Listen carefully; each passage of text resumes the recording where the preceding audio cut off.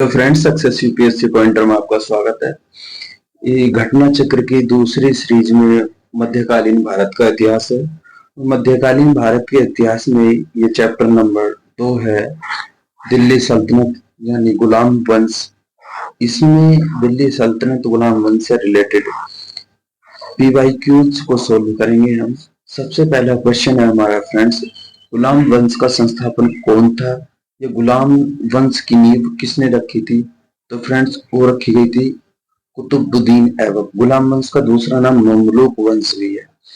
तो फ्रेंड्स इसमें क्या है, सबसे पहले 1206 से 1290 तक दिल्ली सल्तनत के सुल्तानों दिल्ली के सुल्तानों के सुल्तान गुलाम वंश के सुल्तानों के नाम से विख्यात हुए, जिसका संस्थापक कुतुबुद्दीन ऐबक था। यद्यपि वे एक वंश नहीं थे, वे सभी तुर्क थे। उनके वंश पृथक पृथक थे, साथ ही वे स्वतंत्र माता पिता की संतान थे। अतः इन सुल्तानों को गुलाम वंश के सुल्तान कहने के स्थान पर प्रारंभिक तुर्क सुल्तान या दिल्ली के ममलूक सुल्तान कहना अधिक उपयुक्त है। ठीक है फ्रेंड्स, नेक्स्ट क्वेश्चन हमारा, गुलाम वंश का प्रथम शासक कौन था? गुलाम वंश का प्रथम शासक था फ्रेंड्स कुतुबुद्दीन ऐबक। दिल्ली सल्तनत का कौन सा सुल्तान लाख बख्श के नाम से जाना जाता था? तो फ्रेंड्स वो लाख बख्श के नाम से जाने जाने वाला था कुतुबुद्दीन ऐबक। झारखंड पीसीएस 2003 में आया हुआ क्वेश्चन है। अपनी उदारता के कारण कुतुबुद्दीन ऐबक इतना अधिक दान करता था कि उसे लाख बख्श लाखों को दान देने के नाम से पुकारा गया। और लाख बख्श फरिश्ता ने लिखा, यदि व्यक्ति किसी की दानशीलता की प्रशंसा करते हुए उसे अपने युग का ऐबक पुकारते थे। इसकी उपाधि कुरान खां भी थी। ऐबक को साहित्य से अनुराग था और स्थापत्य कला रुचि भी थी। तत्कालीन विद्वान हसन नाजमी फिक्र ए मुदब्बिर का उसका संरक्षण प्राप्त था। 2.5 दिन का झोपड़ा क्या था? 2.5 दिन का झोपड़ा एक मस्जिद है। कुव्वत उल इस्लाम मस्जिद 2.5 दिन का झोपड़ा क्रम से स्थित है। ये दिल्ली और अजमेर में है। कुव्वत उल इस्लाम दिल्ली में स्थित है और 2.5 दिन का जो झोपड़ा है वो अजमेर में स्थित है। निम्नलिखित में से किसने प्रसिद्ध कुतुब मीनार का निर्माण के योगदान में नहीं दिया? तो फ्रेंड्स इसमें गयासुद्दीन तुगलक ने कोई योगदान नहीं दिया। कुतुब मीनार का निर्माण कुतुबुद्दीन ऐबक ने आरंभ किया था। इसका निर्माण कार्य इल्तुतमिश के काल में पूरा हुआ और फिरोज तुगलक के शासनकाल में इसके चौथी मंजिल को काफी हानि पहुंची थी, जिस पर फिरोज ने चौथी मंजिल के स्थान पर 2 और मंजिलों का निर्माण करवाया। गयासुद्दीन तुगलक ने इसके निर्माण में कोई योगदान नहीं दिया। नेक्स्ट क्वेश्चन हमारा, कुतुबुद्दीन ऐबक की राजधानी थी तो वो थी फ्रेंड्स लाहौर। मोहम्मद गोरी की मृत्यु जो हुई 1206 में हुई, उसके बाद लाहौर के विशिष्ट जनों एवं अमीरों ने कुतुबुद्दीन ऐबक को सार्वभौम शक्तियां ग्रहण करने के लिए आमंत्रित किया। उसने लाहौर जाकर सत्ता ग्रहण की तथा 1206 ईस्वी में औपचारिक रूप से सिंहासन रूढ़ हुआ। ऐबक की राजधानी लाहौर गद्दी पर बैठने के बाद ऐबक के सामने सबसे बड़ी कठिनाई गोरी के दास एवं उसके राज्य के उत्तराधिकार ताजुद्दीन यल्दौज और नसरुद्दीन कुबाचा की तरफ से थे। ऐबक ने अपनी बहन की शादी कुबाचा से करके उसे अपने पक्ष में कर लिया, किंतु यल्दौज की तरफ से खतरा बना रहा। यही कारण था कि ऐबक सदा लाहौर में ही रहा, उसने दिल्ली आने का कभी अवसर नहीं मिला। सुल्तान कुतुबुद्दीन की ऐबक मृत्यु कैसे हुई? तो फ्रेंड्स उसकी जो मृत्यु हुई, चौगान में क्रीड़ा खेलते हुए घोड़े से गिरने के पश्चात उसकी मृत्यु हो गई थी। कुतुबुद्दीन ऐबक की मृत्यु चौगान खेलते हुए घोड़े से गिरने के दौरान 1210 में मृत्यु हो गई थी और लाहौर में उसे दफनाया गया। उसे गुलाम वंश का संस्थापक कहा गया। Next question number 9, UPPCS mains 2004 में आया, यूपीपीसीएस यूपीपीपीएस मेंस 2012 में आया। अच्छा क्वेश्चन है। निम्नलिखित में से किसने दिल्ली सल्तनत की राजधानी के रूप में स्थापित किया? वो किया फ्रेंड्स इल्तुतमिश ने। इल्तुतमिश 1211 से 1236 तक इसका शासन रहा था। इसने दिल्ली सल्तनत की राजधानी के रूप में स्थापित किया। इससे पूर्व ऐबक ने लाहौर से ही शासन किया था।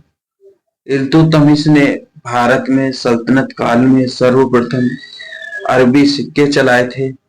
सल्तनत युग के दो महत्वपूर्ण चांदी सल्तनत युग में दो महत्वपूर्ण सिक्के चांदी का टका 175 ग्रेन और तांबे का जीतल इसी ने आरंभ कराए थे। क्वेश्चन नंबर 10, दिल्ली का वह सुल्तान कौन था जिसने नियमित सिक्के जारी किए और दिल्ली को अपने साम्राज्य की राजधानी घोषित किया? तो वो था फ्रेंड्स इल्तुतमिश। निम्नलिखित में से कौन सी इल्तुतमिश के राज्यकाल में सल्तनत की राजधानी थी? वो थी दिल्ली। सल्तनत निम्नलिखित में सुल्तानों में से किसने सर्वप्रथम अपनी राजधानी दिल्ली स्थानांतरित की थी? तो फ्रेंड्स वो की थी इल्तुतमिश ने। दिल्ली का प्रथम मुस्लिम शासक कौन था? दिल्ली का प्रथम शासक था फ्रेंड्स इल्तुतमिश। दिल्ली का वह पहला सुल्तान इल्तुतमिश था। उसने सुल्तान पद को स्वीकृति और गौर के किसी शासक से नहीं अपितु खलीफा से प्राप्त किया। खलीफा को इल्तुतमिश के शासन की पुष्टि कर उसे सारे क्षेत्र में करके जो उसने विजित किया उसे सुल्तान ए आजम की उपाधि प्रदान की थी। इसी प्रकार वह कानूनी तरीके से दिल्ली का प्रथम स्वतंत्र सुल्तान था। व्यवहारिक दृष्टि से उसने दिल्ली की गद्दी के दावेदार ताजुद्दीन यल्दौज और नसरुद्दीन कुवाजा को समाप्त किया। भारत में तुर्की राज्य को संगठित किया, मंगोल आक्रमण से बचाया, राजपूतों की शक्ति तोड़ने का प्रयत्न किया, सुल्तान के पद को वंशानुगत बनाया और दिल्ली को तुर्कों की राज्य की राजधानी के रूप में वैभवपूर्ण बनाया और अपने नाम के सिक्के भी चलवाए।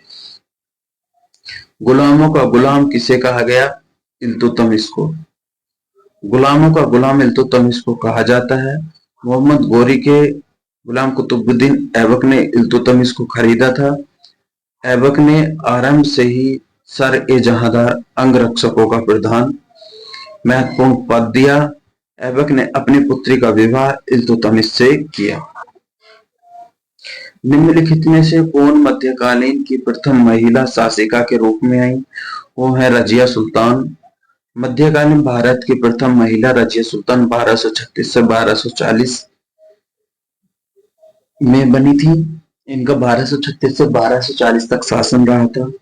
व्यक्तिगत दृष्टि से उसने भारत की पहली बार स्त्री संबंध में इस्लाम की परंपराओं को उल्लंघन किया और राजनीतिक दृष्टि से उसने राज्य की शक्ति और सरदारों अथवा सूबेदारों में विभाजित करने का स्थान पर सुल्तानों के हाथ में केंद्रित करने पर बल दिया। इस प्रकार इल्तुतमिश के महत्वपूर्ण प्रभुत्व राजतंत्र सिद्धांत का समर्थन किया जो उस समय परिस्थितियों में तुर्की राज्य के हित में था।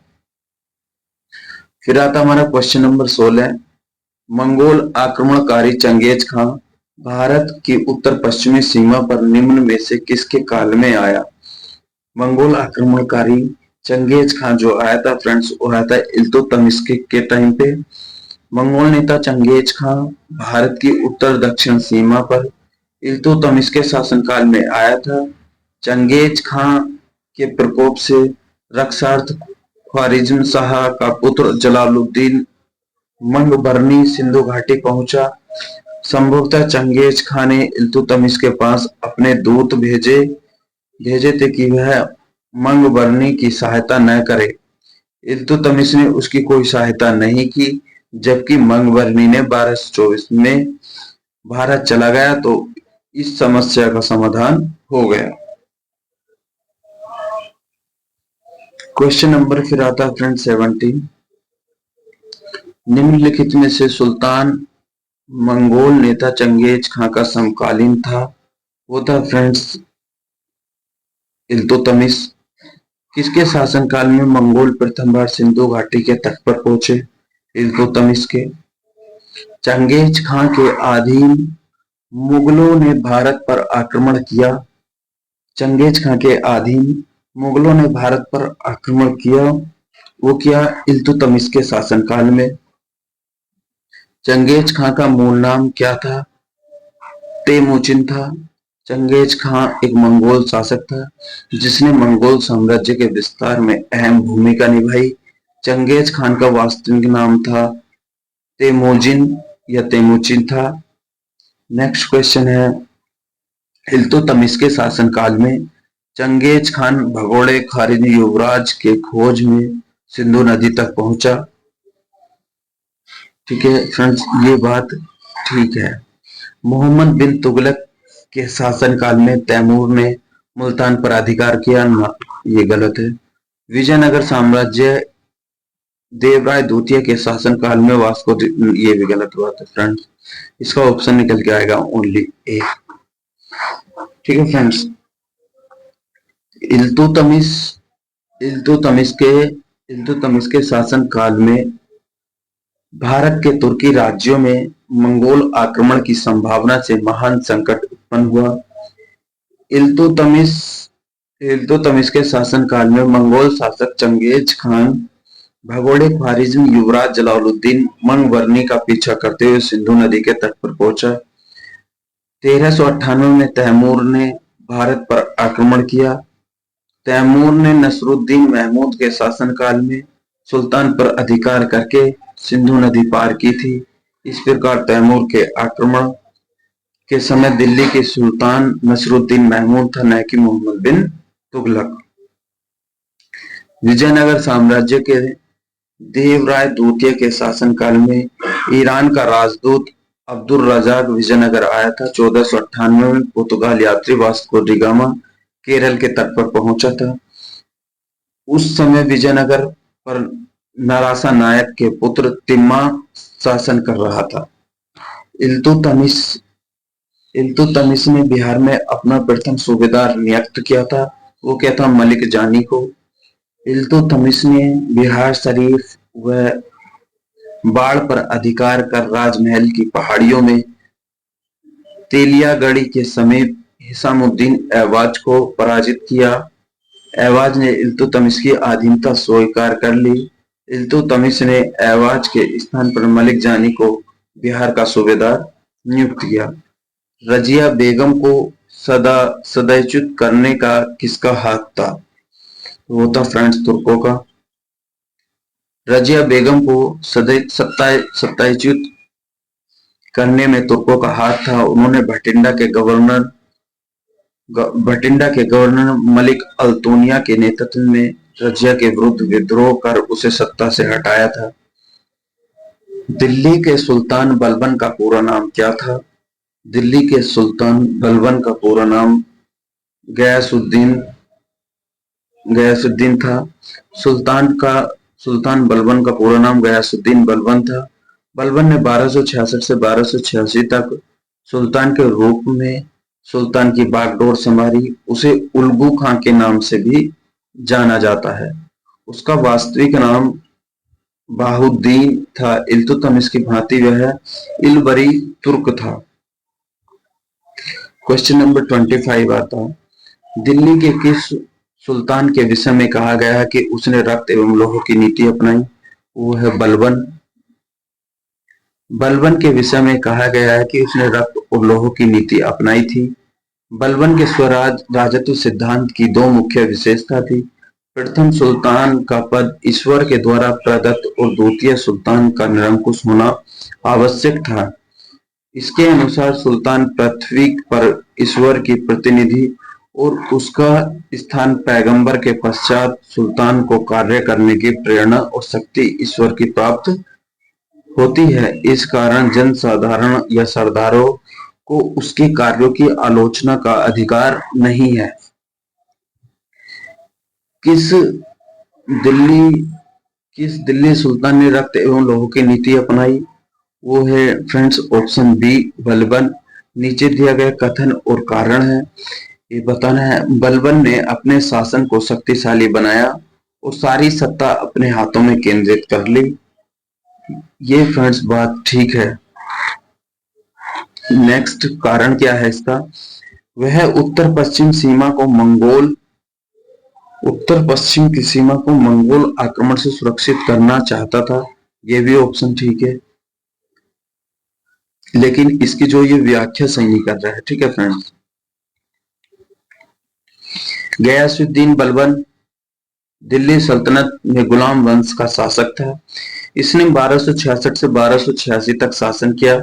इसने सम्राट के पद को दैवीय घोषित कर सारी सत्ता अपने हाथों में केंद्रित कर ली। इसने सिजदा एवं पैबोस, सिजदा कहते हैं जमीन पे झुकना और पैबोस कहते हैं पैर चूमना, की शुरुआत की थी। बलबन ने मंगोलों के आक्रमण की रोकथाम करने के उद्देश्य से उत्तर पश्चिम सीमा पर सुदृढ़ दुर्गों का निर्माण करवाया था। क्वेश्चन नंबर 28, अपनी शक्ति को समेकित करने के बाद बलबन ने भैरव की उपाधि धारण की थी, तो वो है जिल्ले इलाही। बलबन ने फारस में लोक प्रचलित वीरों से प्रेरणा लेकर अपना राजनीतिक आदर्श निर्मित किया। उनका अनुकरण करते हुए उसने राजतत्व की प्रतिष्ठा को उच्च सम्मान दिलाने का प्रयत्न किया। राजा को धरती पर ईश्वर का प्रतिनिधि नियामत खुदाई माना गया। बलबन के अनुसार मान मर्यादा में केवल पैगंबर के बाद आता है। राजा जिल्ले इलाही ईश्वर का प्रतिबिंब है। वह मुस्लिम शासक कौन था जिसने शासन के सिद्धांत थ्योरी ऑफ द किंगशिप और राजाओं के ईश्वरीय अधिकार सिद्धांत theory of the divine right के समान प्रतिपादित किया था? तो फ्रेंड्स वो था बलबन। निम्नलिखित में से किसने भारत में प्रसिद्ध फारसी त्योहार नौरोज का आरंभ करवाया था? तो फ्रेंड्स वो करवाया था बलबन ने। क्वेश्चन नंबर 31, निम्नलिखित में से कौन सा कथन बलबन के संबंध में सही नहीं है? उसने नियामत खुदाई के सिद्धांत, ये ठीक है। उसने तुर्क ए चहलगा में, ये ठीक है। इसका जो ऑप्शन निकल के आएगा, उसने एकता व्यवस्था का प्रारंभ नहीं किया था। बलबन का वास्तविक नाम बाहुद्दीन था। नसरुद्दीन महमूद ने उसे उलगू खां की उपाधि दी थी। जिले इला की उपाधि उसने स्वयं धारण की थी। उसका शासनकाल जो हुआ है वह गयासुद्दीन बलबन का 1266 से 86 तक रहा है। बलबन अपने राजत्व संबंधी विचारों के लिए प्रसिद्ध था। राजतत्व सिद्धांत के स्वरूप उसने फारस के राजतत्व से प्रेरित होकर बलबन ने नियामत खुदाई यानी ईश्वर का प्रतिनिधि बताया।